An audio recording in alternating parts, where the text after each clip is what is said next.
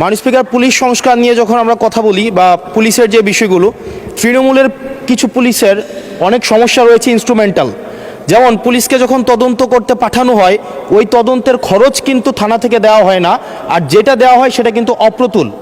আমরা যখন পুলিশকে একটা কাজ করতে দিচ্ছি কিন্তু বাজেট দিচ্ছি না, পুলিশে একটা কালচার প্রচলিত রয়েছে, সেটা হচ্ছে ম্যানেজ করে নাও।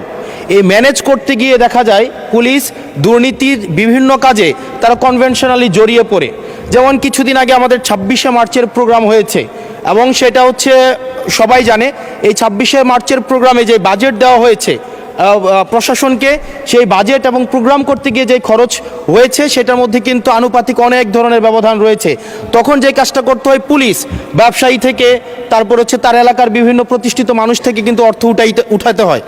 আমার মাননীয় স্বরাষ্ট্রমন্ত্রীর কাছে প্রশ্নটি হচ্ছে, এই যে পুলিশের যথাযথ বাজেট দেওয়া হবে কি না, যাতে করে তাদের যে রুটিন ডেইলি অ্যাক্টিভিটিগুলো রয়েছে সেই ডেইলি অ্যাক্টিভিটিগুলো যথাযথভাবে তারা পরিচালনা করতে পারে, এবং তাদেরকে যেন ম্যানেজ করে নাও কালচারে যেন না যেতে হয়, এবং কোনো ধরনের দুর্নীতিতে যেন তাদেরকে যুক্ত না হতে হয়। ধন্যবাদ।